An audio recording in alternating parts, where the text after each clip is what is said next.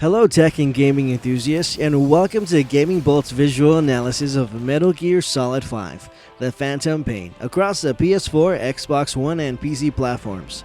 Metal Gear Solid 5, The Phantom Pain is finally available to all and sun-dried to play, enjoy, and marvel at. From a technological standpoint, the game interests us greatly.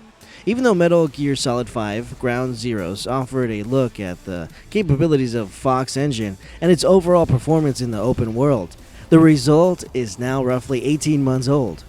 Kojima Productions would have had time to refine and optimize the engine for the Phantom Pain, especially to take advantage of current-gen consoles. Despite frame rate drops in Ground Zeroes for previous gen consoles, the Fox engine stood out for its material-based rendering, photorealistic detail, and incredibly powerful asset streaming. This allowed for some awesome vistas seen in Ground Zeroes, though there were limitations on the PS3 and Xbox 360. The PS4 and Xbox One were a different matter, however. Mixing 60 frames per second frame rates with a 1080p resolution on the former and 720p resolution on the latter. Even the lighting system, environmental effects, ambient occlusion, motion blur, and draw distance stood out amazingly well despite the somewhat limited anti-aliasing.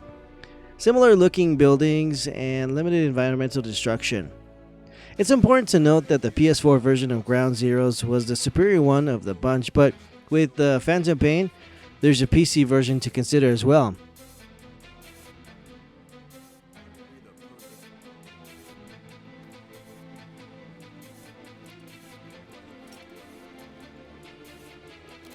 Right off the bat, the PS4 version is the go-to console version. Along with a 1080p resolution at 60 frames per second, it makes use of superior skin shading on character models. If you take a look at Kaz's face, or for the matter anybody's face, you will see that they give off a more subtle effect compared to the Xbox One. The PS4 version also has much better motion blur than the Xbox One. However, draw distances across both current gen consoles in Afghanistan and Africa remain the same. The game also features similar volumetric and alpha effects, including object geometry and details. The Fox engine's material-based lighting results in bloom and alpha effects on both the current gen versions. The PS3 and Xbox 360 versions compromise greatly on the above fronts for understandable reasons. Konami has made a fairly big deal about the differences in Metal Gear Solid 5, The Phantom Pain, across different platforms. The Xbox One and the Xbox 360 versions have been compared to show off the differences in resolution, with the former being bumped up to 900p resolution and the latter still stuck at 720p resolution. When comparing the Xbox One's resolution to PS4, image quality obviously suffers a bit at 900p, resulting into artifacts on nearby objects at times since the console was upscaling it to 1080p. However, the bump from 720p resolution to a native 900p resolution on the Xbox One version of Metal Gear Solid 5, The Phantom Pain, is much appreciated though.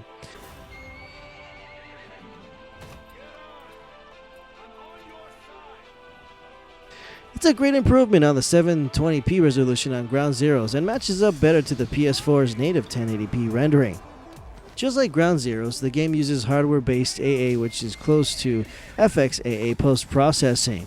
Due to this, image quality on consoles take a slight hit, but the physical-based lighting is a treat to look at.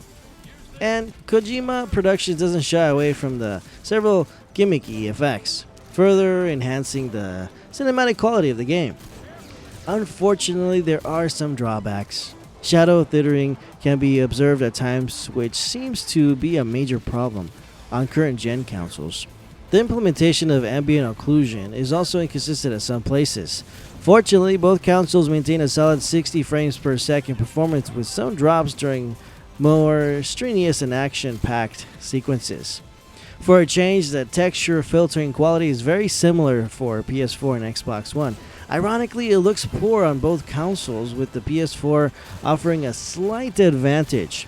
In contrast, the PC version takes the lead here with better anisotropic filtering.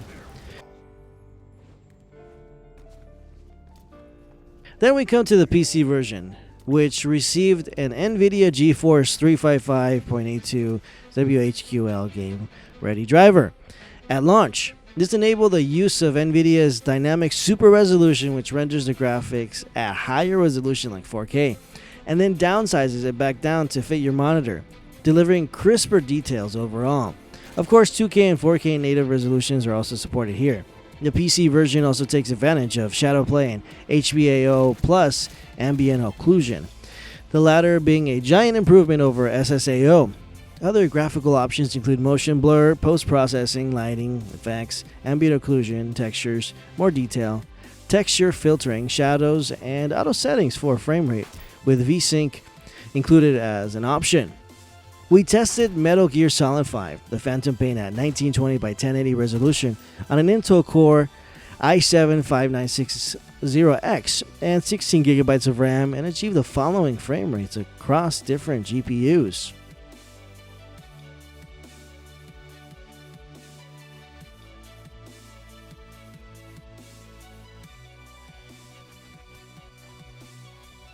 As can be guessed, we recommended the PC version of Metal Gear Solid 5, the Phantom Pain. It delivers better ambient occlusion and higher resolutions, with strong optimization across a variety of GPUs on mostly high settings, offering good frame rates and also the inclusion of special space reflections.